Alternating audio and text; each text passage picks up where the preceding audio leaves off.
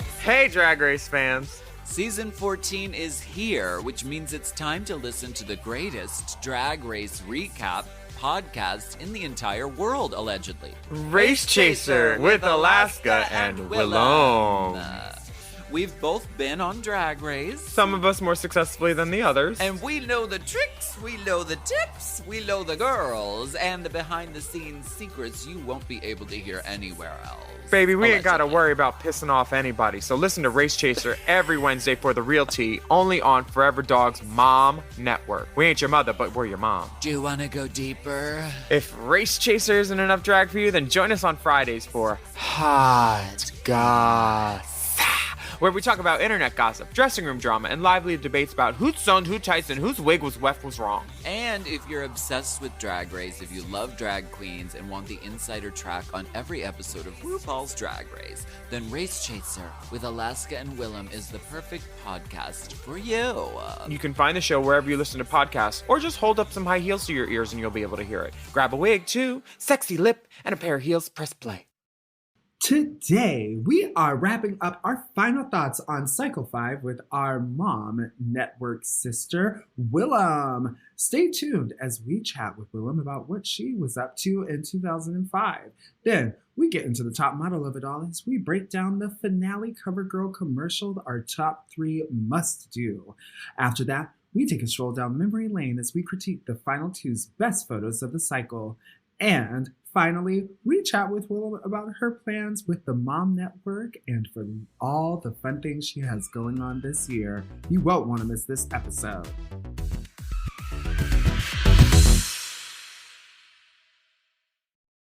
Forever Dog.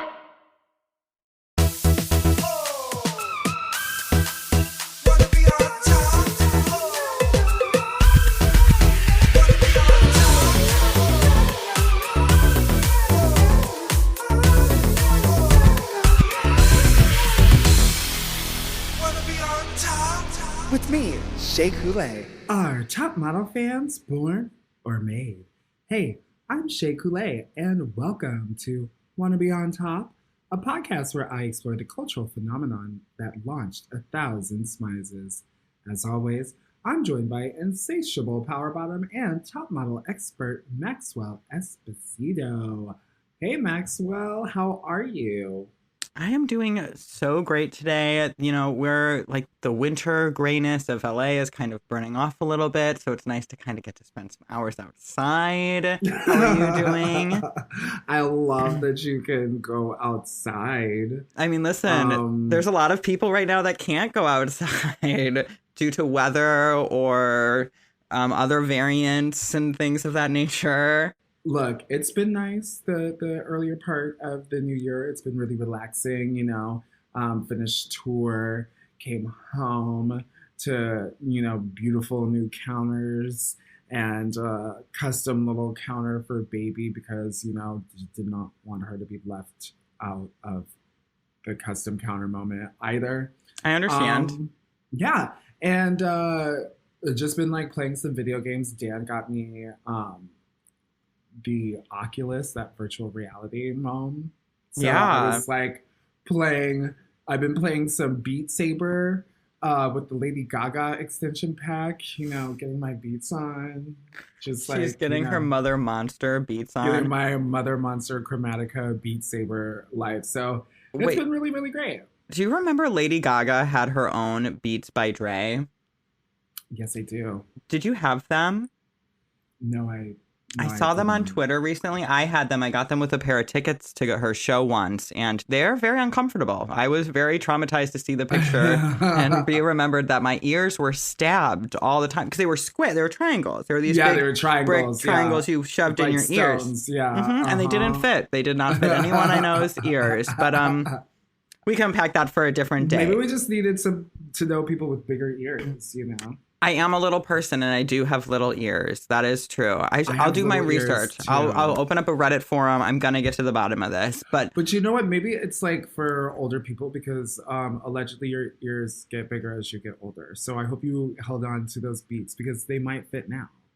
I didn't, but maybe I'll find them on eBay. I'll check it out. I'll look into that. But let's get into the top model of it all today, because we are closing a chapter. We are finishing up cycle 5, another cycle of America's Next Top Model. We have worked through a very, very chaotic cycle of America's Next Top Model.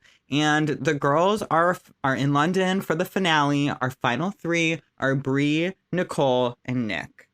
What are your thoughts on this cycle? Like, let's put a little cherry on top of it. Were you sliving? Did this give you the fantasy?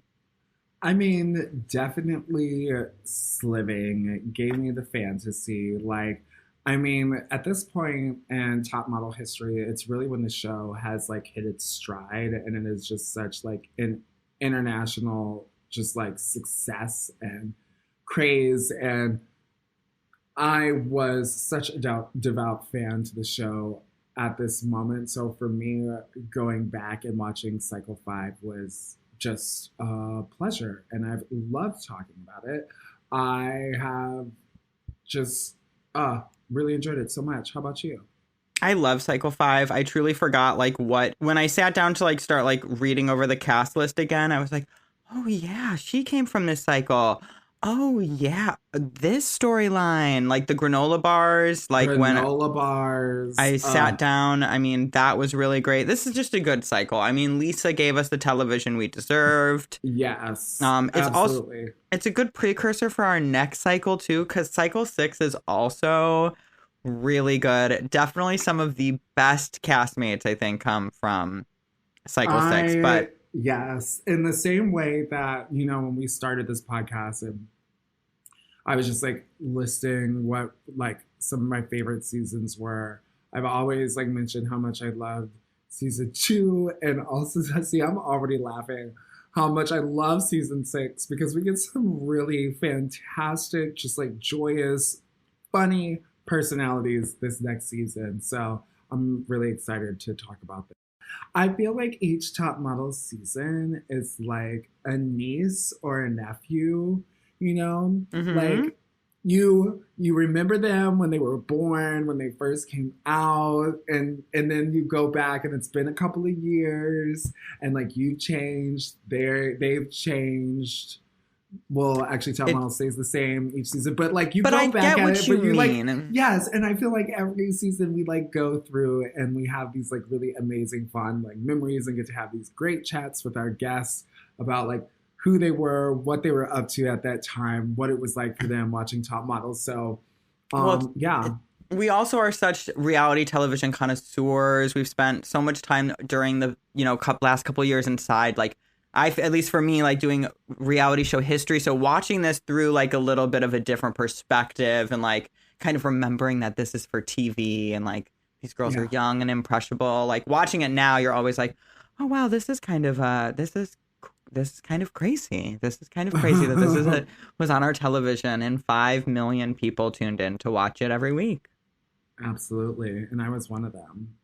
I was too. You know, there's a lot that happened in this episode, but one thing that definitely stands out, I think this is the first time they've done this, is we get to see the photo shoot with Gilles Bensimon. Which was, we get to see the man behind the curtain. You know, it's like the Wizard of Oz. Like Gilles Bensimon is being revealed. Like this whole season was the yellow brick road to get to finally meeting the wizard that is Gilles Bensimon. I mean, were you impressed? What did you think of Mr. Bensimon? He was not what I imagined. Like it is very Wizard of Oz. Yeah, when I first saw it, I was all like, I imagined someone like Nigel Barker, maybe. Yeah, okay, because I was holding back and I was about to be like, I was imagining someone sexy. And just because the way that she says his name, and I was like, well, that makes me sound so shallow. But I mean, what can I say? I was like a 15-year-old. I'm going to look up what Mr. Gilles Bensimon looked like as a child, because, or maybe as in his youth. In his youth. Child. I was like, You know, I'm going to keep my comments to myself. I'm not seeing any youthful photos of Mr. Bensimon, but It's okay. You know? It was a full Wizard of Oz effect. You nailed it. Yeah. You know, after speaking to Lisa, you know, and actually in general, like speaking to everybody we've spoken to, do you feel that this, do you feel a little differently about like how the result of this cycle panned out? You know, she told us about how production, like, you know, put people against each other. And I don't know, I was just curious if that sparked any different way you watched this cycle. Not so much, because I feel like even at this point I was starting to become like aware of the way that reality TV was like operating. Because this one, you know, this is airing in tandem with those classic like VH1 shows like Flavor of Love, I Love New York, where, you know, it was kind of obvious the way that they were exploiting these characters within the show. So I was already at this point starting to become like kind of aware of the way that reality television worked. But I was still just so enamored at the time, like by the fashions of it all, the fantasy of it all. And now being an adult who has like really grown their references, and had certain experiences, I can go back with more of a critical eye and be like, ooh, it was a little lacking in places, you know, a little bit more budget could have gone to that, but it's still fun and really exciting nonetheless. And I really, really enjoy season 5 so much. I do too. Real quick before we take a little break and bring on our guest, the final fashion show, the bombing in London. What are our thoughts now that we know that this tragedy happened at the same time? Like, do you see the budget, like the issues of them shooting it back in LA, or how less grand it was? You know, usually they have these. It seems very like a cultural affair, and this one definitely was giving white walls. Yeah. I feel like with them having shot it in LA, they should have had more resources to really turn it around and amp up production. I feel like it's a little bit simpler. You have more connections when you're back on home soil in the city where you were like filming this anyway. You know, like it's like LA's home base. So for me, I don't understand how you could go back to home base and have the production scene even ricketier. Mm-hmm. Yeah, I mean, it is interesting that happened. It really must have happened very fast. They really must have gotten on a plane and literally been like, okay, on the runway. We need to tape this. We have Cycle 6 girls waiting on the other side of this this runway. We need to start filming them. Speaking of runways, we're going to take a quick break. And when we come back, we will strut into this top model finale with our mom network boss lady and my drag race sis, Willem. We'll be right back.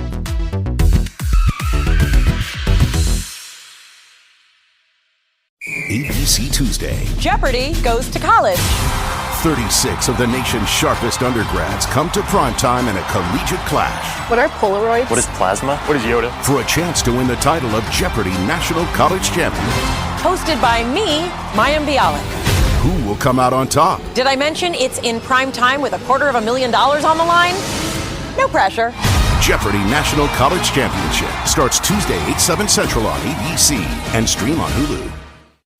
This episode is brought to you by DirecTV Stream. Introducing DirecTV Stream, the best of live TV and on demand, which means you can get all your favorite sports, movies, and shows together, so you can watch new episodes of your favorite reality shows live or binge old episodes on demand. Either way, get ready for some drama. And the best part? DirecTV Stream has no annual contract. DirecTV Stream. Get your TV together at directtv.com. Requires high-speed internet and compatible device. Content varies by package and location. Restrictions apply.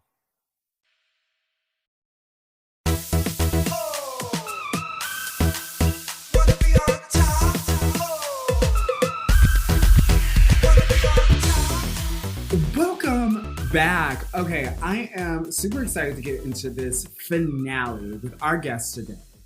Our guest is a top model fan, a glamazon, and the boss here at the Mom Network. So I am so excited to welcome to the show from the Race Chaser podcast, we have Willem. What's up, Willem? Hi, Willem. Welcome to the stage, the 9.5 dancing toenails of Willem. Yes. How are you? I'm great. I watched Top Model last night, and I realized how much it's like Drag Race. I mean, right? It's crazy. Like you. It gave me flashbacks. Right. So now I know that you've listened to this show before, and you know we love to get all nostalgic up in here, Miss Willem on Wanna Be on Top. So, okay. I want to set the scene for you. We're back in cycle 5 of America's Next Top Model. You know, this aired December 7th, 2005. Oh. Okay. So where were you around this time? Okay, it's right. It's about to be 2006. It's about to be the new year, about to be holiday season. Okay, December 7th. I think 2005, my first episode of Nip Tuck was airing. Word. Like, oh my God. First week of November, last week of December. And then I was in a show called Rock of Ages at the time in LA. Okay, first of all. So, like, it was a good year. That is a really good year. First of all, your whole storyline on Nip Tuck was part of, like, my storyline trajectory of coming out of the closet. Oh, you wanted to get peed on by a bunch of girls in skirts? And then kill a Nazi? Yeah. No. Girl, Ryan Murphy, she's the one. You know, absolutely. Like, I just remember just seeing that. And it was that conversation that, what's his face, Matt had with the grandma. And they're like smoking weed in the bedroom. And he's like, well, I'm not gay. And she's like, well, you know, so what if you are? She's like, would you rather live a safe life or an authentic one? And I was like, I think I was like 15, 16? 16. And I was just like, mind blown. Wow, like, that's damn. so cool. And then he got his ass beat by you and your homegirls. And then it also... She had it coming. Yeah, you know, and also it teaches you not to just like go lying like that too, because doctors, they know, you know, and they will out you to your parents. They're going to be like, no. And her vagina was too shallow. Just like me. Yeah. Shout out to Michaela J. Yes. She won that Golden Globe last night. Ryan Murphy has always been putting the girls on. Absolutely. And we love to see it. What were you doing in 2005 coming out of the closet? What grade were you in? You were in high school? Yeah, I was in high school. I was a sophomore, you know, so I was just like really...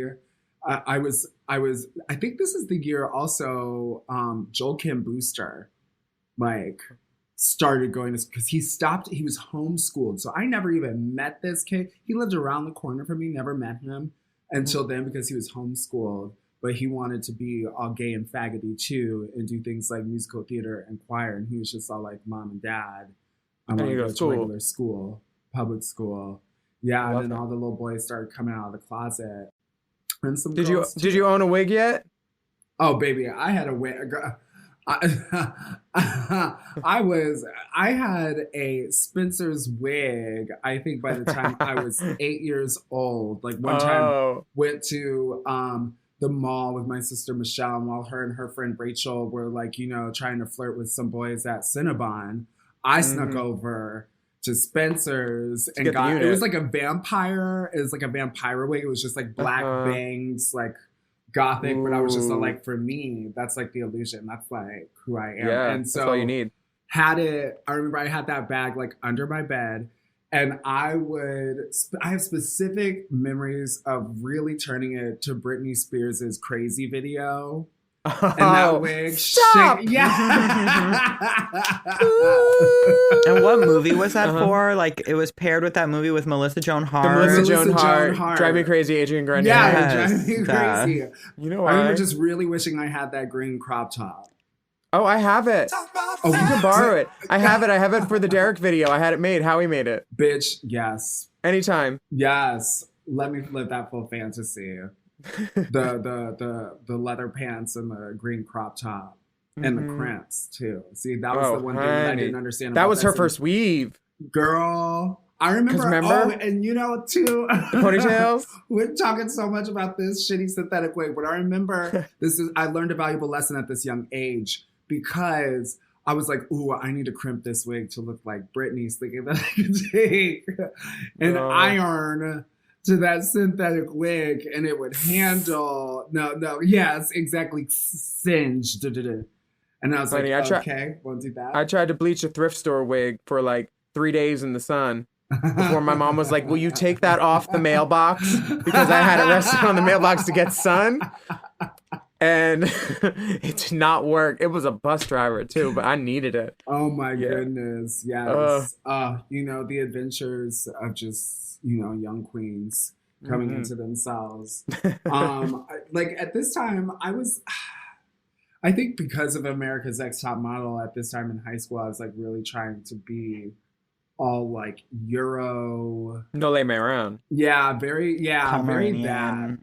Very tweed jacket. Like I was like wearing a tweed jacket like I was somebody's fucking substitute teacher that I found at Goodwill, but it was cute. Actually, I wore it into college and people were like, that's actually like a really cute jacket. Where'd you get that? It's like 75 cents, bitch. But I was really trying to be on my sophisticated level shit because it was all about layering. Everyone's like, layering's really in. You put a cami over another cami under your blazer. Under a cardigan. Yeah. A light button cardigan. Willem, were you watching Top Model? Were you watching Cycle 5? Yeah, I watched it probably up until like cycle 10 or 11, I'd say. I stopped watching TV when I went away to Drag Race and I never started again because like in the 30 days that I was there, I was like, I'm just going to concentrate on what I'm doing. I'm going to write and journal. I'm going to reset, like my taste buds reset, my TV habits reset. So I watched it hardcore. And I love seeing like Raja and Matthew pop up. So I was always like looking for when they were painting, like, is that Raja's hand with the tattoos and that girl shot? So I was obsessed too. And I remember loving this season. And I remember Brie had something weird with granola bars like a couple episodes ago. Yeah. As soon as I saw that it was Brie and Nick and Nicole, I was like, granola bars. And Red Bull. Yes. And Red Bull. And Lisa talking to that plant. Yes. And we got to talk to Lisa about her talking to that plant. So she's great. She lives in LA. I know her. Yes. That castle. We got to see the castle. Where Latrice did that video, yeah. Beautiful castle with her stripper pole where she does like, fun informational TikToks. Her politics. Yes. It's great. Yes. I love it. I'm here for it. So Cycle 5 is like Cycle 5 is super nutty. Let's talk about it really fast. Like the makeover. Like we had Cassandra walk out on this makeover. Like this is probably one of our favorite, most talked about moments, the Rosemary's Baby haircut moment. If you don't want to cut your hair, you're going to have to leave my set. Yeah. Like when he said that to her, when they knew that they were going to break her by chopping her hair off, that's like perfect storyline, Yeah. And then Tyra gave her a weave on her own show, on the Tyra Banks show. Do you remember that? No. Oh my God. Cassandra was a guest on the Tyra show, like while the cycle was airing or like right after it. And they gave her eye tips all over her fucking head. Wow. Was she happy then? I don't think she was ever really happy. I got that vibe from her. Yeah. It just, that's just kind of like the way that some people are. I get it. Hair is a thing. It's a security blanket. It is a security blanket. I mean, okay, when it comes to Cassandra, I know what they're doing storyline wise with the contestant trying to get her in this place, to like really break her. I just really wish that she would have done it and gone super short because I actually agree and think that she would have looked really sickening. Me too. That jaw? I know, but hey, here's the thing. It's like, it's much better TV for this girl to be like, no, I'm just going to leave. I'm going to leave. I'm going to go. Yeah, I'm just going to Can you get my stuff? Right? It's like, even though it was already cut, even though she already lost it all, she was just all like, no, my pride's more worth it. I'm going to leave. Bye. Yeah, if you can't handle me as a long-haired beauty, you can't have me as this short-haired person either. Oh my God, the best revenge would have been for her to like actually leave the competition and go get it cut shorter. See, like, this is... Bleach Buzz, Lori Petty. Right. This is when it would have been really amazing for them to have social media like we do now, because then like homegirl after her elimination goes and like posts how her hair is actually like really short and she like did it on her own, Fuck you. Tyra. What did you think of the top three? So we have, you mentioned we have Nicole, Nick, and Brie. Like, what did you think? Who were your favorites from these top three? Nick was my favorite. I liked that she had like a little more body. I liked her jiggly walk. I loved her hair. That mole, I wanted to lick it above her eyebrow. There was like this perfect chocolate chip, and I just wanted to lick it. Yes. And then in the last fashion show, they extended the girl's brows, and like her mole was between her real brow and the extended brow, and they didn't even bother to cover the underneath brow a little bit. Like not even a little like lighter powder on it or cream. It was just, that whole last fashion show, I guess, was shot last minute in LA when the London bombings happened or whatever. So like but if you look at the audience with it too, it feels very rushed and slapdash. Like the people sitting behind Tyra, you're like, you're not in the fashion industry, sir. Not at all. Yeah. Some of these people. Well, if you look at the set too, in comparison to some of the grand fashion shows we get from these finales, like it was literally like 2 white backdrops, a white runway, and plastic chairs. So, and those videos they made with them saying Shakespearean literature. To give it that Brit flair. Very Brit.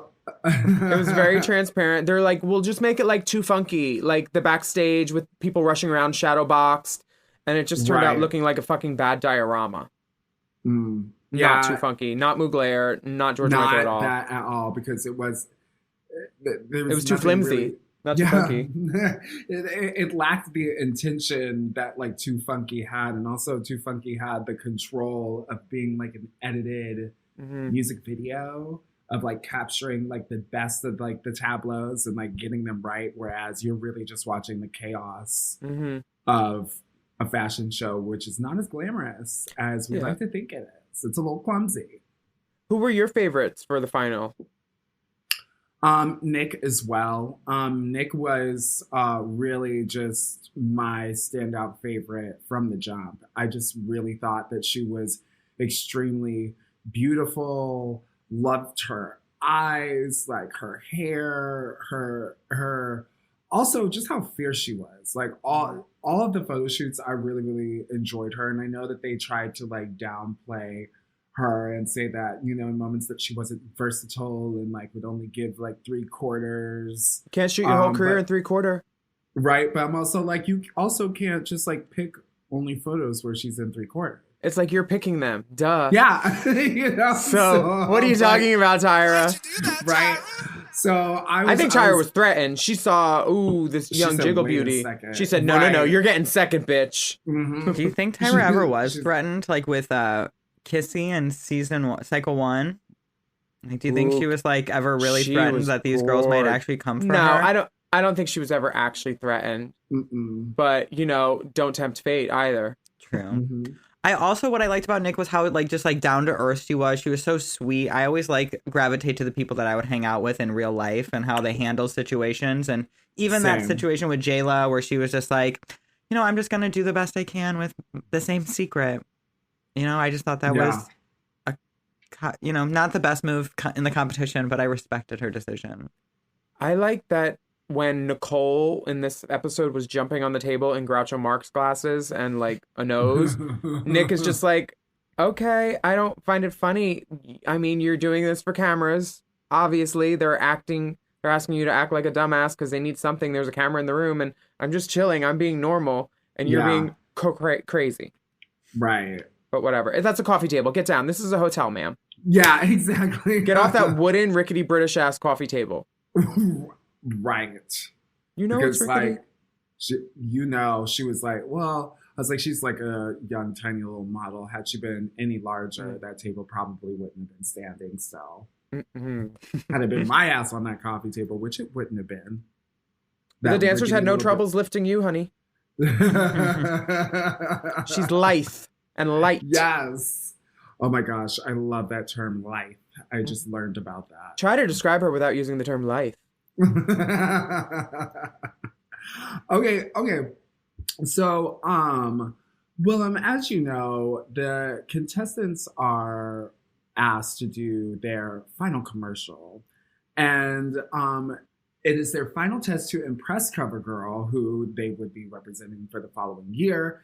At the top of the episode, the models get sent to meet Mr. J for their last photo shoot with him.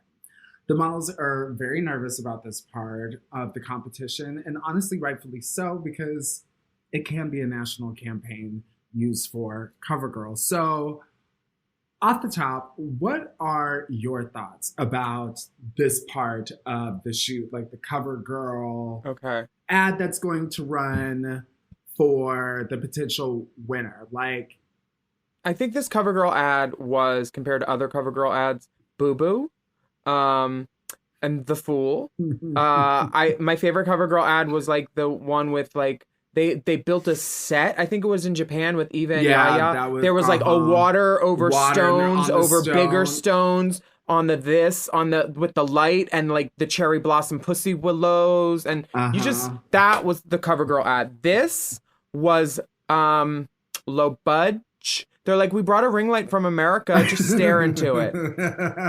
Like, I did not feel that CoverGirl gave them the budge they needed. Or maybe Tyra was like, finally like, no, this is going to wigs, baby. You can have one ring light and a fucking gel.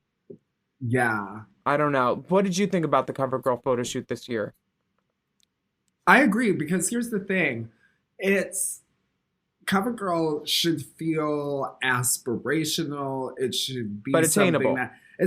And something that is going to get your attention when you're going about your day-to-day life. Like we are inundated with tons of like media advertisements. It's like there is not a single thing about this setup or these images that are going to make you be like, oh, damn. Let me go get this powder foundation. Yeah. It's just, they're nice girls looking nice. Same with the Cycle 4 one. I mean, we talked with Kenya about how she hated how retouched her photo was. And this is giving me like the same I mean, at least they didn't make her dress like an elephant in it. And it's kind of the same color tone, too. It's like the same brown background as they did in South Africa. It's really just kind of... They must have just had the same backdrop in LA. They said, we need to just use this again. They said, we still got it. They're still here. Why don't we, let's just bring it. Put it in your carry-on. Just put it in your carry-on. Just in case. When you grab one more wig before you're on the way to the airport, just in case. Right. All the time. The one with the little bags. Just in case. Okay, so let's talk about these girls' performances. Okay. So they're asked to work together, deliver solo lines, and nail the shoot itself. So the commercial seems to come together a bit easier than the Secret Deodorant photo shoot that happened earlier on in the season. So let's get into their performances. First, we have Nick. How do we feel about Nick? Girl, she out of the park. She said, I'm going to get this one and done. We're going to get this line fully. We're going to be smiling during it. I think she really learned her lesson after the last commercial. And she was like, I'm just going to stick to this and get this. You saw her in the chair just going over it. And I think she wanted to make sure that there would be no room for error on this because she delivered. Absolutely. And like, you could tell that Brie and Nicole were a little bit shook because they were not expecting her to pull it out like that fiercely. Yeah. And when it came to the photo as well, look, given the circumstances, Nick performed really well, I feel, giving a nice top model. I mean, her smile is a little tight. Not as tight as Brie's. Right. Bree's like, smile for the picture. and that's one of those things too. It's hard to smile for a long time in a photo before your upper lip starts to like tremble and get stiff, I'm like, you might as well just pick one of those like earlier ones in the lineup because like the later on that you get in that setup, that top lip is just going to start getting weird. Bitch, I would love to see the films, though, of all the girls, because Tyra's always like, you had a lot of pretty faces looking pretty, but there weren't a lot of model. And then when she said that yours was the best, but we didn't have a lot to choose from. Like, stuff like that. Like, I want to, like, our mini challenge shoots the first day with the photo shoot. Carrie Colby, Miss Season 14, slammed it out of the park. But cut to how many seasons ago when Jiggly won the photo challenge, and everybody in the room was like, they're joking, right? And then they put the photo up. It was a bad photo because they wanted to have that set up for sure. But I want to see the film on this because Nick and Nicole are in such similar poses too that I think they really like wanted to keep them like heading off. And they're like, Brie, you're going home. Nick and Nicole, it's either you or you. I feel like Brie's performance in the commercial and the photo definitely contributed to her not being invited to the final 2, for sure. Yeah. It looked like a yearbook photo, a really good yearbook photo for Brie. Like put a quote under it. Absolutely. And after watching the commercial, Tyra said that the director said that Nick had the absolute best performance and presence out of all the girls. And the judges really love her photo. And so what you're saying too, as far as like the way that they're poising Nick and Nicole up against each other to be the last 2 in the finale is becoming like really kind of obvious at this point that like it's going to be between the 2 of them. Yeah, it's like it's reality TV or something. Right. It's almost like there's like a story and there's like a line that they are trying to like get us to like tread. They're making it very simple for the viewer. I was gonna say too, like one of the storylines that I feel like I didn't get as watching the whole cycle, but until like the very last episode, they were really pushing that Brie was the underdog, which I don't really remember feeling that way when I watched this like cycle. That she was, like she was in the bottom 2-4 times. So I mean, I feel like that will kind of give somebody a little bit of an underdog. Yeah. I guess I just felt like it was always like one of those, something else caused her to be in the bottom. Like the granola bar situation definitely was what had her in the bottom that week. Sure. I mean, she's living in a model house. Models do this shit all the time. And do cocaine, suck each other's boyfriends, and steal each other's books. Yeah. And pour each other's Red Bulls down the drain. That's my go-to, you little cunt. It's like, I mean, it was mild. But yeah, no, we were definitely getting that from Brie. And I feel like sometimes it's easy to kind of forget that she was given that underdog edit because as a fan, you just remember loving her personality and her vibe so much that you're just all like, she's one of those personalities that really sticks with you, you know. Did she do All Stars? She did do All Stars. She did. Yeah. She was sent home pretty quickly, correct? And they cut off her hair, which was like how she was like doing like so many like Pantene, like women of color ads, like for their like line, and like her hair was her money, baby, like that. Like she was. They cut her hair. They cut her hair. Ugh. I was like, damn, because I remember like it was like at Walmart, and I had seen like an ad. I was like, you better go and get it, Brie, get your ads. And I because she had just like that beautiful ass hair, and they cut it off. Remember that girl? Remember, was it Lisa? She was flipping through the magazine, and she was like, long hair, long hair, long hair, because Lisa was mad that they cut her hair too. She's like, these long hair girls, the long hair gets booked. This is not bookable. Lisa was mad. Or was it Jade? Jade, it was Jade. It was Jade. Definitely Jade. Good old Jade. Because I love Jade's hair, that fro. Jade's hair was sick. Was gorgeous. I'd be mad too. Like, they could have done the same color that they did on her, lighten up her fro, but still just like but they probably were like, well, that was like too similar to what we had on Nick. They want to break girls. That's what they want to do. Yeah. And like you said, hair is such like a major security blanket for so many people. It's something that's very recognizable. It takes a long time to grow out. Yeah, Jennifer with a PH, you know. Like Jennifer with a PH. Long hair was her identity. She was all about that shit. Sitting on it to poop. Right. Okay. So at panel, when it comes, let's just like skip Nicole and just like move on down to Brie because like, I mean, Nicole's fine, beautiful girl, lovely gowns. Wonderful writer. Yeah, right. Lovely girl. I heard that she is amazing at double dutch. Not like Miss Carrie Colby. Yes, ma'am. Oh my God. I said, well, I love that she talked about. I love that she just like worked that whole jump roping storyline. Because then I was just like, we were getting that Nikki lip sync. And like, you know, I love me a good old Anaconda lip sync. And then we were like right into like that jump rope. And I said, I love what you just did there. Back to our good old sis, Brie. Unfortunately, at panel, Miss J, she said that she looked tight around the mouth. Tyra said that she had a hard time picking their photo because she had a lot of pretty ones, but they did not convey model, which is what they want, obviously, for America's Next Top Model.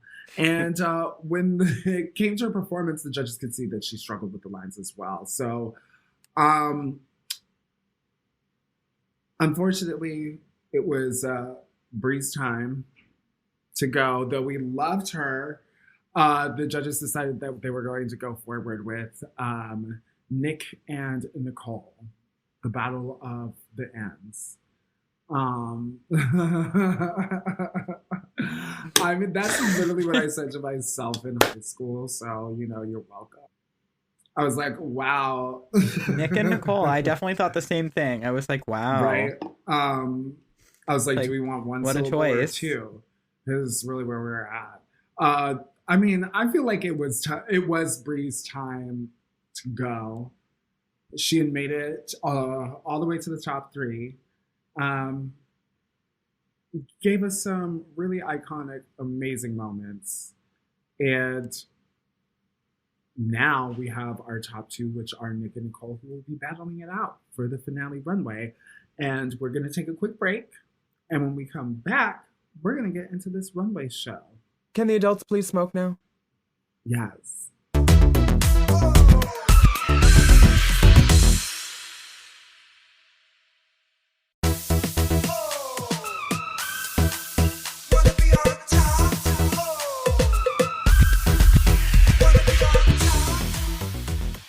All right, we are back here with my good sis Willem, and let's get right back into this episode. So, right after the panel, the girls get some Tyra mail that reads, "You can't tell a book by its cover. Be ready by 6:45 a.m." The next day, the girls rush off to meet Mr. J, Tyra, and Jill Bensimon for their coveted prize photo shoot with the iconic photographer. Now, before Top Model, were you familiar with Mr. Bensimon? I just knew it was the guy that she always says, Gilles Ben-Simon, for Top Model. But then I realized he's like kind of synonymous with like Elle. He does a lot of Elle stuff. And the way that like Scavullo did Vogue in the 80s, like he was like their guy. Yes. So that's all I knew about him. But when he said during this photo shoot, when he said to Nicole, "I am touching the face of the winner." It's like, Tyra must have said, so the first girl's gonna win, Gilles, but don't say anything. Like the whole thing after that just leads, you know, it's a letdown for me a little bit because now I'm like, oh come on, Nick's not gonna win. Fuck this, because I wanted Nick. Right. Everyone just always from the beginning just really seemed head over heels for Nicole. They peed for her, honey. Yeah, and I just don't get it. Really... I mean, she was fine, but like, I don't. It was, you know, cheesecake compared to creme brulee. Yeah, there you go. Boom, bam. Thank you, ma'am. She definitely was giving like Hill Figure Girl advertising. You know, she had a specific niche. See, but you know what? Nick could do Hill Figure too. You could plop Nick right in a Hill Figure very ad, much, and she could hop over to Ralph Lauren too. Like she just versatile. Yeah, versatile. Except in her CoverGirl picture, somebody retouched her mole off. Rude. Was that Gilles or Tyra? I think. I don't think Jill Ben-Simon did not photograph this one, but it was CoverGirl. Because because this was their spread in Elle Girl. There was two prizes: the CoverGirl ad and the spread in Elle Girl by Jill Ben-Simon. You have to say his full name. I was amazed to see it. It was like the myth to the legend in my mind, because I didn't really know who Jill Ben-Simon was until I heard Tyra say it over and over again. And then when I saw it, I was like, wow, like the ninth wonder. Photographer, He's the one. Who husband to Kelly Ben-Simon, who was on Real Housewives of New York, Oh, okay. Yes. So there's that too. Great Great television, television there too. Never too. seen it Good yet. old- Oh, Kelly. I saw August Getty made me watch like 4 episodes of the Beverly Hills Housewives in a row. Or maybe it was Atlanta. I don't remember. But like, I remember like 4 episodes in when we were like catatonic on the couch. I was like, they're still fighting about something that someone said 4 episodes ago and they just won't pick up the phone and talk to each other. And I was like, I cannot waste my time on this. And the weaves were still bad at that point. Oh. Well, if you were bored with the first 4, you'll be really disappointed because you'll sit through 18 episodes and 3 reunions, and they will still be talking about the same text message on episode 1, and we all are riveting television. Definitely get into the franchises that have the housewives with like legal trouble. Salt Lake City right now. Salt Lake City. Really... It's really easy to swallow too. There's only 2 seasons, only 2, so and you let can. Me tell you, these women are really iconic. Like nice. I'm just like the one lady has a cult. Yes, all of it. Yes, it's great. Yes, yeah. It's so good. Well, speaking of good, we get a lot of Tyra-isms in this cycle 5. Like, this is one of Tyra stories. The way she can always kind of bring it back to her experience really, like, catapulted this cycle. And, like, she's talking about how Jill Ben Simone said she was ugly. She was like, Jill Ben Simone was like, you are the ugliest girl I've ever seen. And then he booked her the next day. So, that's probably what gave her the idea for America's Next Top Model. She was just all like, wow, I want to tell somebody that they are the ugliest person, but then give them $100,000 in a modeling contract. Like, she's like, I want to play those types of mind games. She said, Jill Ben Simone, she's like, that's my people. You want to fuck with some girls? You want to do my show? I'm still confused by this Tyra mail, though. You can't tell a book by its cover. This has nothing to do with the photo shoot. Were they going to be in storybooks or something for the final fashion thing, and then they had to change it? Like, what is this Tyra mail? Maybe because it's... Yeah, it wasn't... Was it a cover spread on Elle Girl magazine? Book. Like, yeah, it's not a book. Their choice of words was really weird, I thought. I don't know. Obviously, budget for writing Tyra mail comes a little later, like when it comes across on the scrolling marquees in the living room. Because those ones were poetic. I'm so glad to, have my little relic, physical Tyra mail. I still need to go and get that framed, by the way. Shandy sent me a lovely gift, which is a Tyra Shandy mail sent you Tyra mail? She sent me the Tyra mail from when they go and do their first runway lesson with Miss J. Alexander. Oh wow, iconic. Can she still see? I know she had the eye problem. No, that was Amanda. Oh, Shandy was the hot tub in Italy. No, that was Amanda. Yes. Oh yeah, Shanthrax. I like her. Yes, good old Shanthrax to the max. We love she hosts her. karaoke somewhere, and I really want to go and just show up and like stare at her. In Brooklyn, yeah. Really? Yeah. We should go. In Brooklyn, yeah. Go and do karaoke with Shandy because she was talking about it on the show. We'll do Shoop. Yes. And vote Salt and Pepper, not Cher. Yeah. Speaking of keepsakes, do you think Nick got to keep these photos with Tyra? Because, like, that would be really cool if she got to keep these nice photos of her shot by Jill Ben Simone. Because I know they don't get to keep the photos. I don't know. I know that top models have said that in the past they've been told by their agents to take the top model photos out of their book because a lot of times people didn't want to use the top model girls for some reason. I don't know why. I forget where I heard that. It might have been a Lisa thing because I follow her. But... Well, I mean, Shandy was telling us that when she was like getting out there and they were recognizing her from top model, they were all like, oh, well, yeah. That they want saw you on TV, so you should stick to TV. And they want the clothes to be the future, not the that's that girl from. I get it. Mm-hmm. Well, what a mistake that was. Then. Yeah, what a mistake. Big mistake. That was the huge. Okay, so next, let's talk about this show. Now we've learned that through our top model research that the finale was not filmed in London because of the London bombing, because it happened the day of the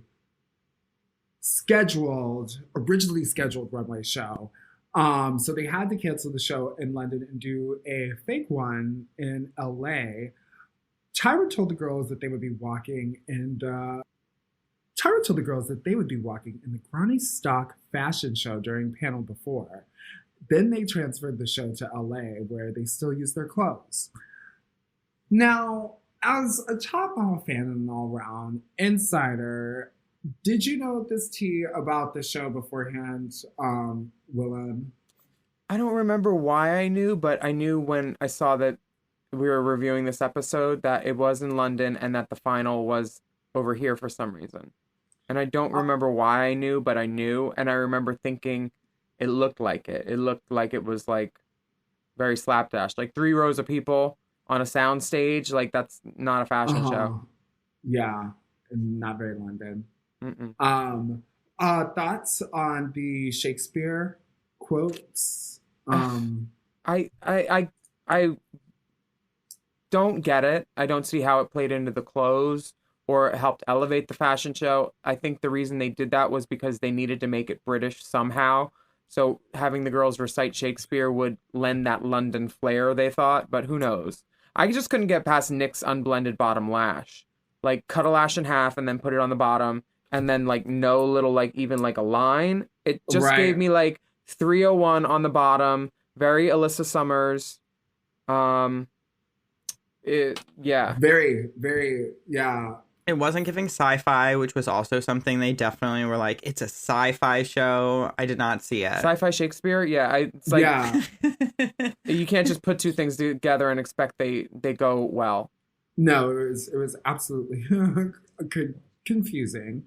Yeah, I like the clothes though. I did like I like the corsetry over the patterns and the like furs and the pelts and the belts and the hair. I love. The hair was very like that David LaChapelle thing where he takes like a big U-pin and wraps the hair in a figure 8 and then frizz and then tease and then like, oh, well, finger wave the front, get the Marcells, you know, like I loved all the shit on the shit aspect of this show.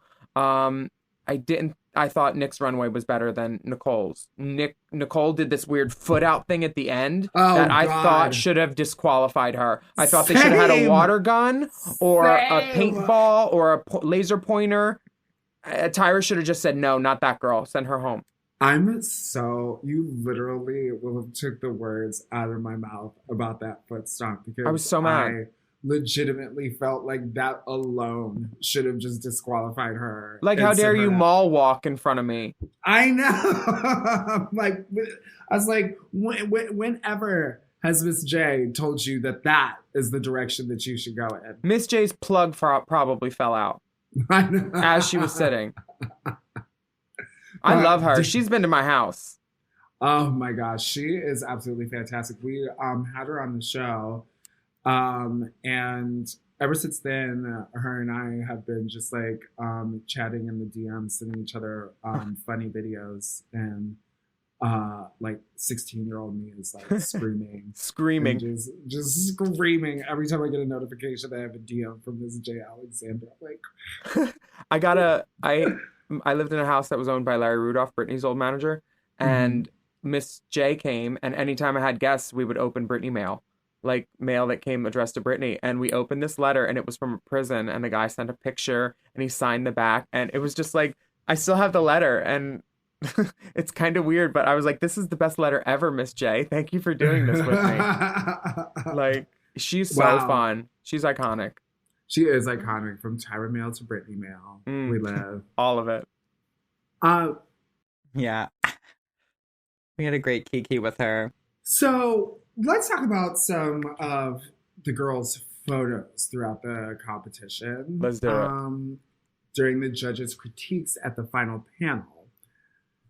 The first photo shoot they critique is the superhero shoot done by Mike Ruiz, who we all know from doing Drag Race shoots as well. So we've all done the shoots with her. Yes, ma'am. So, okay, let's look at Nick versus Nicole for the superhero. I definitely would give it to Nick, for sure. Yeah, absolutely. She uses the frame. She's using her body more.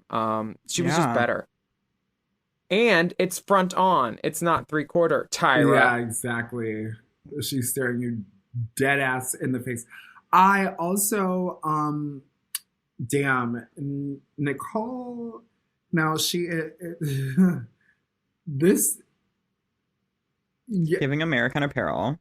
and what would have been nice is if they had cut the silver legging out because it is way too big on her. Like Mama's little leg in there is just looking so saggy and sad. Yeah, this American Apparel shit. It's like, who tucked that into the boot and like goodbye. And the little cape that's not long enough. It's like a Halloween cape. I can't. Right. Nobody had clips to clip those leggings. Like, Where were the clips? Where were the clips? Where were the clips? Yeah. The next photo shoot, though, Baby. with the Malibu Mountain moment, those girls turned it. And this is one of my favorite photos because Nick giving body on the landscape and the mountain. And like, this is just like, honey, she's posing. She's popped out that booty. And Nicole's is beautiful too, Yeah. but like Nicole's is beautiful like English Vogue. Nick's is like a universal stunning photo. The way like her body is like against the sky and then the mountain is her butt and like it's perfect. It's perfect photo composition and the frame is beautiful. Absolutely. She looks so tall. Try to describe her in not just the word statuesque. Like, and she knows like the placement of the hand on the hip, all that negative space, you know, how like what's happening between like her arms is like mimicking almost the shape of the mountain as well. Like composition wise, it is very pleasing. Like if you look at like all the lines that are happening in this photo and like the many little like triangles that are happening at different points, it's just like this photo is like the diamond in the arm, like it's like yes, exactly. Like it's just it is breathtaking. And like you said, Nicole's beautiful too. Love how it has this really kind of like rustic, winsome quality of. Yes. But Nick won. I mean, you'll have to admit that, right? She won. Maxwell, you think Nick or Nicole? Yeah. I mean, Nicole, this look, Nick, sorry, this look, the outfit is so much better. This top hat, it's giving me like Gwen Stefani, What You Waiting For music video. I mean, I was really team Nick. But I loved this whole photo shoot, like the idea of them having to do it against each other, I thought was really, you know, fun to, you know, put them against each other and have them duke it out, lip sync for their life, but like pose it out. I'm trying to remember who was Nicole it Brie posed against. Was it Diana? I forget. I know Nick posed against Brie. I think it was Diana. Nicole was against Diana. Yeah, who was the plus Latina size girl, right? model. She was It's like, beautiful. Yeah. Absolutely. I liked this one. This is one of our low-key You like this car one? I mean, I'm a little traumatized. Not for the reason that It's giving me Checkers ad. Yeah. Checkers or Sonic, and it's like it's not it's not even elevated enough to be Pussycat Doll. It's more like it's the photoshopped car for me.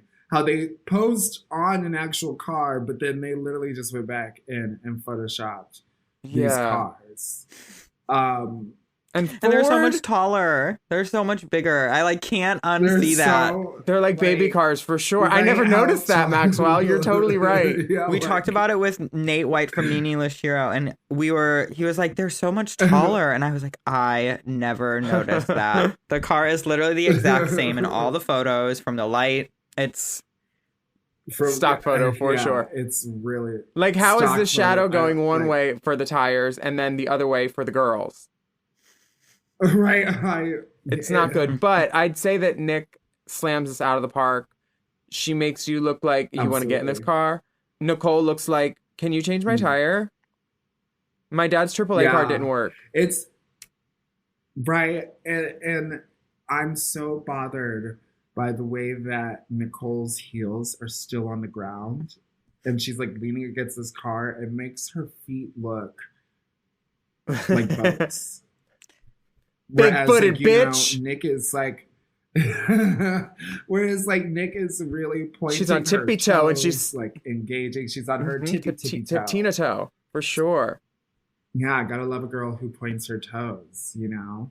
And so next we have the Wild Boys shoot. This is the iconic episode with Lisa and the diaper and her exit. Well, no, not her exit. It was, Nobody went home this episode. Nobody went home. Yeah, this is when they were. Nobody's Going to London. We're going to London. But yeah, in the bottom that week, it was Nicole and Jayla. JL. Yes. Jayla. JL is a little later. May she rest in peace. Oh no! May she rest in JL, I peace. remember her. Yeah. She was so great. Oh, She her was. Dr. Phil, that was so sad. Well, let's talk about some happier things. These photos. Like these girls being in the bottom, Nicole and Jayla. But in comparison, looking at the final two, Nicole and Nick, I feel like Nick is definitely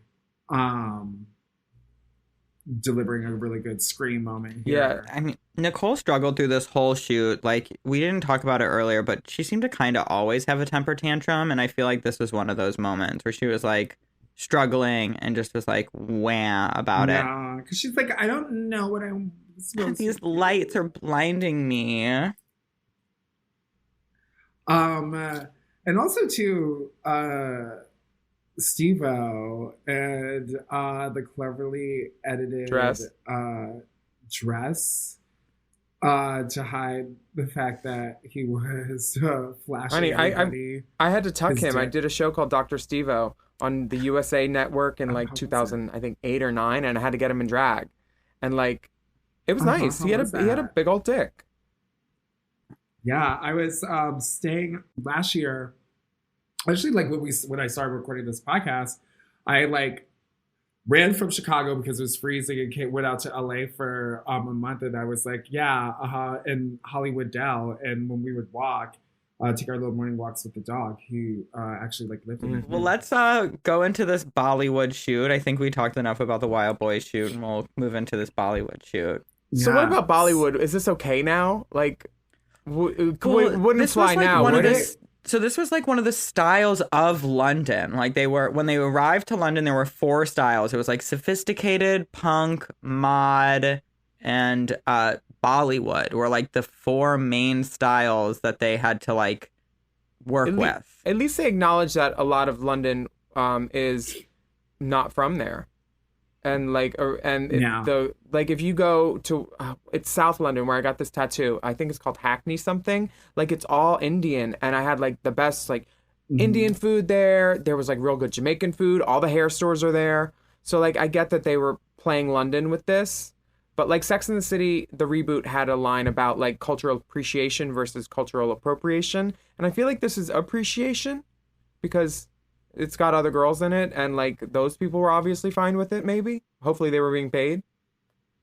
I want to say this also had something to do with Nigel Barker. I believe his mother came, and she was dressed the part as well. And is his mother Indian?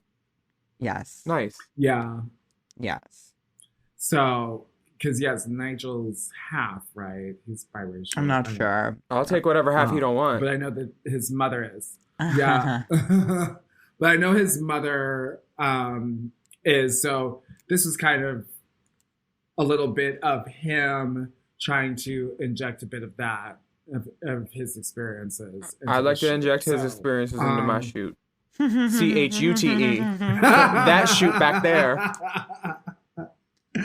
Yes. What do we think of Nigel Barker's photography aside from his looks? It looks like a meet and greet photo. I can't. It looks like a meet and greet photo with a filter. Like scan this code and get the filter for the party. You know, ANTM Productions presents. I know she was going for like a movie posters feel, but it looks like a club ad for like a Moulin Rouge party set in India. The font, they really could have used Dan Pollard Hello with that. Hello, because goodbye, it's not for sure. giving Yeah. Either. I did like Nicole.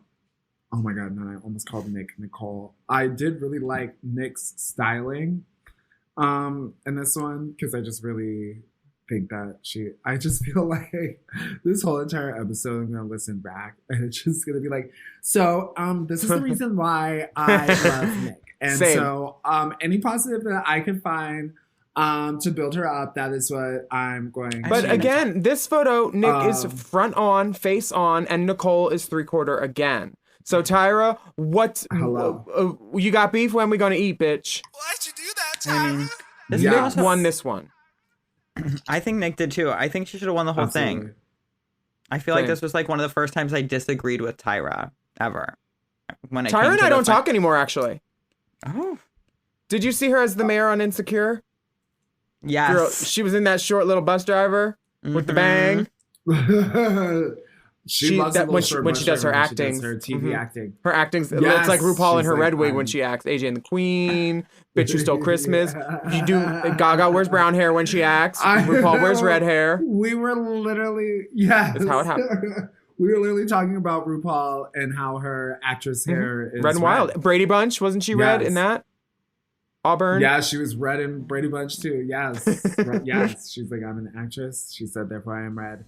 All right, we're gonna take a quick break. And when we come back, we're gonna chat more with Willow.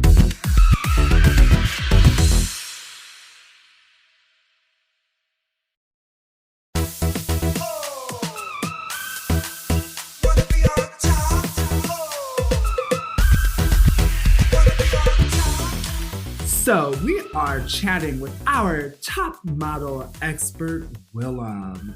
And Willem, it has been so great to finally have you on our podcast. We really have loved having you on here, and we've loved being a part of the Mom Network, and I hope so much that we're making you proud.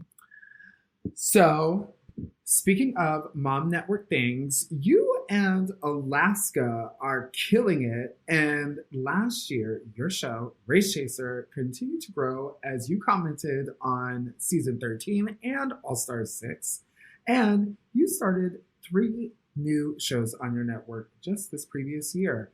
And you and Alaska are going to be going on a Race Chasers tour this coming year, all things considered. So what has it been like for you growing this fantastic fucking empire?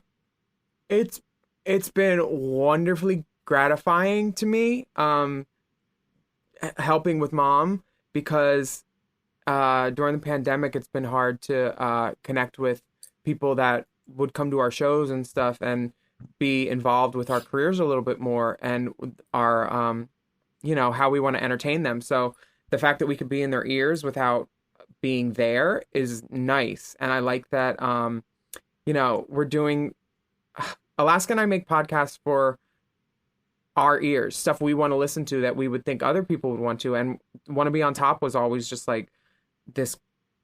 It was a no-brainer, because when I couldn't sleep at night back in the day, I would go through top model cycles in my head, who the top 3 were, what city they went to, and what the photo shoot was. Like, that's how I would literally, Yes. it was my counting sheep.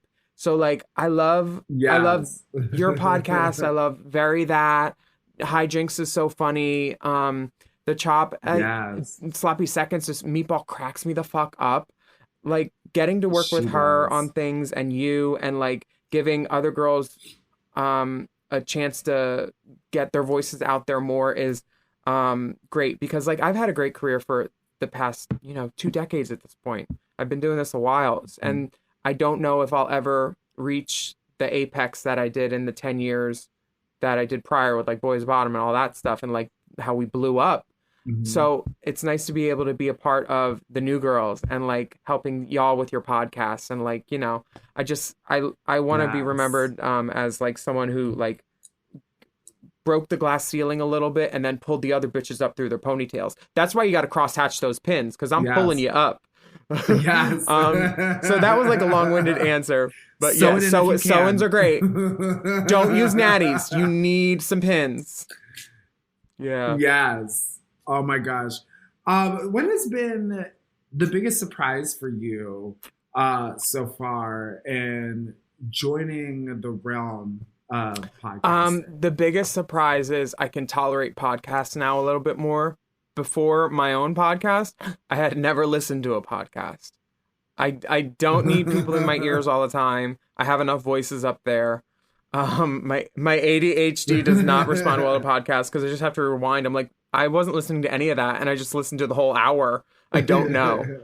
Right. So I've been able to tolerate podcasts more and actually enjoy some of them. I've listened to every podcast on the Mom Network at least once. Some of them I've listened to every episode. Nice. Bury that. I've listened to every episode, I think. I don't listen to my own because I can't stand most of the stuff I say in retrospect. I struggle with the sound of my voice. It's like, why don't you make... You listen to it why don't I backwards. just listen to my fucking outgoing voicemail message? Goodbye. Do people still have those? Do you have one set up on your phone? I do. It says, hi, I didn't answer the phone. And then it just goes beep. I actually don't know. So I'll call your manager and ask. Yes. I don't think And I just, don't think like, mine's set up. I think it's just report like back. that lady saying my phone number back. Like, you've reached my phone number. They're not here. Call that lady when I call you. Mm-hmm. Right. Okay, so we have Alaska Please coming leave your on message here for in a couple of 81. weeks. Ooh. Oh yeah, see, it's her. I had to cut it before we doxed you. Yeah. Yeah, mine is Business, very like, honey. do You know who what it you're is? doing. Did you mean to dial this number? I'm gonna How need did you to get go this back into number? your That contacts should be my and make sure. outgoing number. My message. How did you get this number? I'm gonna re-record it. 1,000%, yes, and they better explain themselves. I'm definitely after the changing my beep. voicemail to that. It used to be, when I call you, you better come out there and shake your asses proper. Yeah. Shake your asses proper. Oh my gosh. Good old Chuck Turner. Watch that if you guys haven't, because Dorinda's monologue Dorinda. in that movie is absolutely iconic. Never met a Never. Dorinda I didn't like. Okay, just put that out there. So what? Okay, we have Alaska coming on here. What has it been like doing your guys' weekly show together as It's been my sisters? church, honestly. Like my one thing a week, or actually two thing a week, that I can actually count on happening, because with COVIDina and everything, it's our lives have changed, you know, like they're 100% different than what they were. So like having this set thing every week to do has been really helpful for me, like to help like pass the weeks and the days and the months. And it's great working with like your best friend. Like, she's so hilarious and just like the drollest person I've ever met, and like just we complement each other really well, yin and yang, and I think it's a great partnership.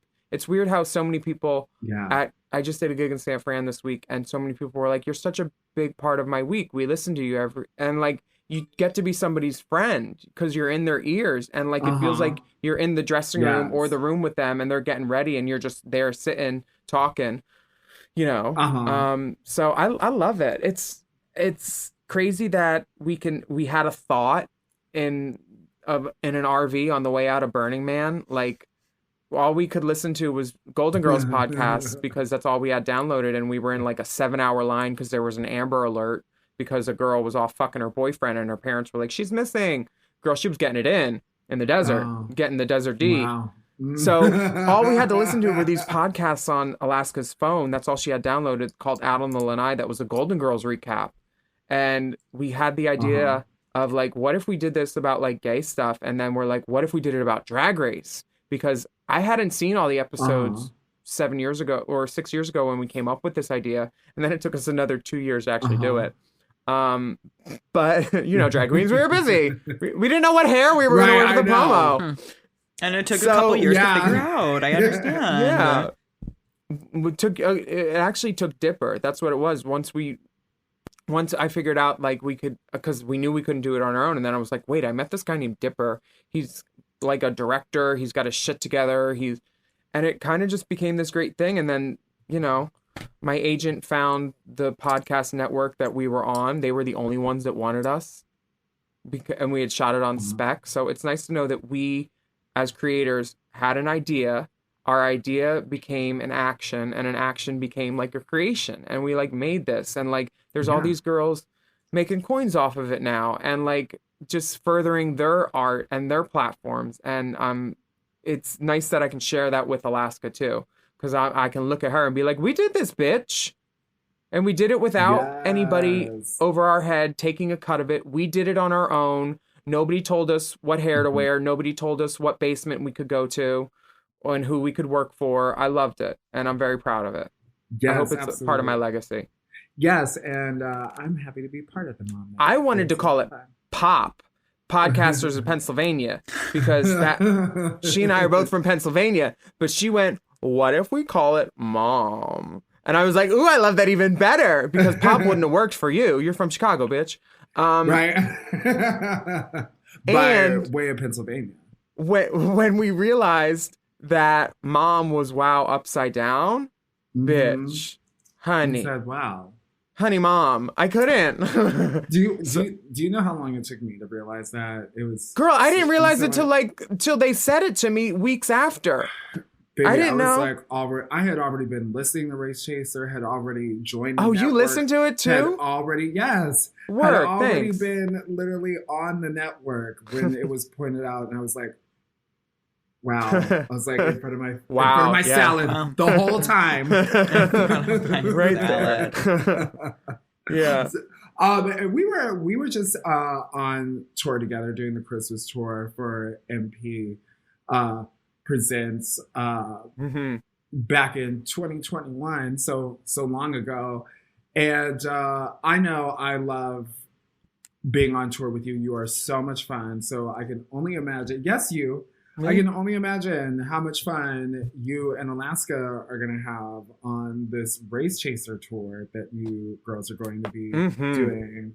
God willing, what are you most excited about for the tour? And if you can tell us, like, what can the people expect from Race Chaser's tour?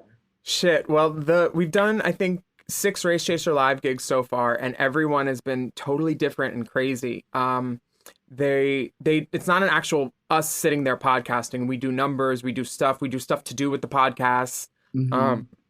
We had a pony.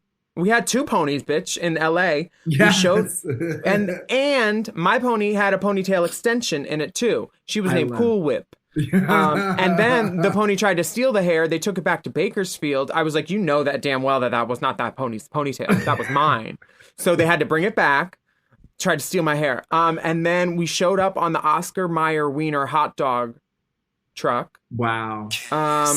In San Fran, we weren't allowed to have a live animal permit, so we had some San Fran gut bucket bottom come out with a dildo with a ponytail on it, and he was my pony. Yeah. Because it's San Fran, when in Rome. Yeah, there you go. Yeah. We've had AAA girl reunions in London. We've had such great things happen at these podcast shows. We had Jujubee, we've had Tyra, we have great guest stars pop in. Yes. So they're just a good goddamn time with these 2 girls that you have in your ears and enjoy and laugh to, but live on stage. We do some numbers. We and the pit crew, honey, that's what I'm most excited about, let me tell you, because we're gonna have an American pit crew, and then we're gonna have a London pit crew and UK pit crew, and then we've already hired 1 member. So basically, you're gonna have a circumcised pit crew and an uncircumcised pit crew. No. Our American one is uncircumcised. His name is Rocky. Hi, Rocky. And will they have a shoe sponsor? Yeah, we choose. What was your favorite part? You've done how many? Like, if you could, I'm trying to think. I'm like, how many tours? If you were to guess, just of all different. Well, I've been kicked off the Bots tour twice. The Christmas tour fired me once. I've done 4 Murray and Peters. I've probably done like at least 1 tour a year for the past 10 years. And they're my favorite thing, because group shows with girls, everything is more fun. It's just like the real show is backstage, honestly. Like the things that go on that we can't talk about, like girls getting thrown into trash cans on B-list spots, the basic assault the blackmail, the apologies read on YouTube. Like the tours are always fun, and there's always at least one messy, horrible, great thing that all the girls remember. Absolutely. You've been on a lot of them 1,000%. too. I mean, yeah, and I mean, we've done several of many, them yes, together. I'm like, I want to say I've done it, like, at this point, maybe 4 probably, yeah. Yeah, and they have all been about, I want to say it's been like 3 Christmas tours and 1 Hades. Yeah, we have a good time too, for sure. Like, as long as you're on tour with the right mix of girls. This was my favorite tour ever because all the girls I was friends with, there was no Mimi. There was no bad apple up in the mix. And I think all the girls smoked too. We were all like smokers. And like, there was one that Orlando, we had a party after in the parking lot, just 5-6 girls. It was like Crystal, Jada, me, Sonique, Brooklyn was out there. And we literally just put down, someone had the speaker and we put on B. Ames remixes from YouTube. And we're just in a circle smoking. It was Sonique's speaker. It was, bitch. and we were like just passing 2 different joints counterclockwise and clockwise. And we were in the parking lot from midnight to 2. And then the next day we got to Tampa and 4 of the crew tested positive for COVID. So we couldn't do the show. And that was the last show. So that was my last memory with the girls, was like before we were scattering to the winds, like, give me my stuff. I'm leaving. Get me away from Tampa. Yeah, so we are all in Florida. The tours were magic. I actually just went back to my parents when that happened because they were only like 45 minutes away at the beach. So I was like, let me go eat and smoke weed. So I did that, and then I hit New Year's, and now it's 2022. What you gonna do? Okay, so we talked about your podcast. We talked about touring life, but we have not talked about Miss Willam, the brand. Now, you are the founder of Suck Less Face and Body, a fantastic company that makes different glitters, which I absolutely love your fucking glitters, lip glosses, and other beauty drag essentials. Okay, if you guys haven't tried this glitter, honestly, get into it. It's like, ooh, especially like for you nightclub girls, you know, when you got like the little highlight and you're like, let me put, there's like a little extra something on here to get it nice and boop. Yes. Ooh, and then you put the lip too. The residue in your wig. You just, you know, on the ends. Just like a little shake, just a little boop, boop, boop. Ooh, and you can lay baby hairs with the glitter. My friend Astara, she laid this wig and she's like, we're just going to lay the baby hairs with glitter. It's so great. Okay, because like, yes, it's a gel. So for y'all that are listening, it's like a gel. It's like a glitter gel. And so, okay, now thinking about laying baby hairs works. I actually have dabbed a little bit of the glitter on like an icy hairline. When your lace is rotted too, you just put glitter on it. I learned that from Raya. Raya, let's Ray! Hey! Drag's baddest bitch! Twinkle, twinkle. So how has it been building your own beauty brand, Willam, in the world of so many boutique beauty brands? How has it been for you? It's been great building a beauty brand because there's a lot of ugly girls out there. And nobody can use less sparkle, I think. Like if you can look better with a few easy tips, why not? And like I built this brand in my image, meaning you don't ever need a brush. I only have products you don't need to wash a brush for. And like in my head, when you draw a drag queen as a cartoon, you draw like some sparkle, some glitter, a good lash, and a lip. So I'm only doing stuff I'm trying to concentrate on. I'm leaving the foundations to Kimchi and whatever else to Trixie. Let them do it. I'm not fucking with that. Rihanna has that on lock also. And I'm just trying to do stuff that would be great for drag queens and normal people too. But it is definitely it's a heavier duty product. Like I wanted to make stuff that you wouldn't like need to use a little CoverGirl wand on, like those little tampon sponge things. Right. Yeah. So it's been fun and it's been slow though, honestly. Like it's not a fast industry with all the samples and the approvals and the FDA shit, and getting into Forever 21 felt like a great accomplishment because after like 3 years of working on this, I haven't made any money off of it ever. I'm actually in the hole because the lawyer to negotiate the contract was like 14 grand. So it's nice that I might start making money soon. But even though I haven't made money, I've made a lot of people happy with the products. They've liked them. It's been nice knowing that I've helped people with their mugs and like, and enough people have liked it that they've kept buying it, and that shows because other stores want to stock it now. So it's been great, honestly. Thanks for asking, and thanks for wearing it. Yes, absolutely. You're not one of the ugly girls I'm talking about. Right. Well, you know what? Of course not. You know, we all need success stories. We knew you weren't talking about anyone in the room. when you said that. Yeah. We're like, for all you other ugly bitches out there. They know who they are. They sure as hell They do. have mirrors. Yeah. And they cannot. Hey, Mimi. Well, that is all the time that we have for today. Thank you so much for coming by and kicking with us, Willem, on Wanna Be on Top. Did you have fun?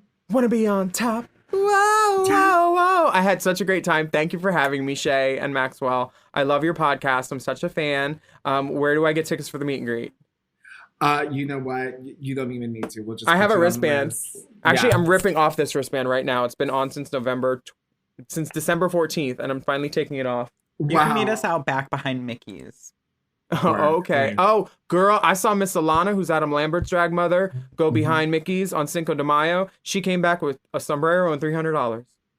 Now you tell me who wanted to be on top then.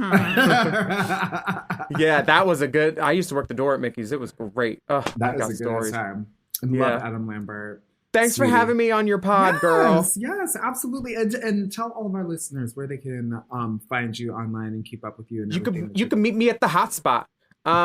You can find me at Willem on Twitter, Instagram, everywhere else, YouTube, wherever. She said yes. She Wherever, said it's whenever, at just like Willem. Shakira. Yes. Well, thank you all so much for listening. And if you have any top model facts or questions for Maxwell and me, our guests, or you even just want to say hi, you can send us an email to beontoppod@gmail.com. Remember to subscribe to Wanna Be on Top wherever you listen, and make sure to rate and review the show because it helps us grow. I'm Shay Koulé. And I'm Maxwell Esposito. And as always, the question remains: Wanna be on top?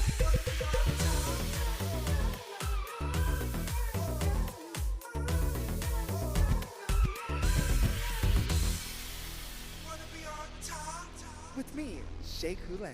Forever.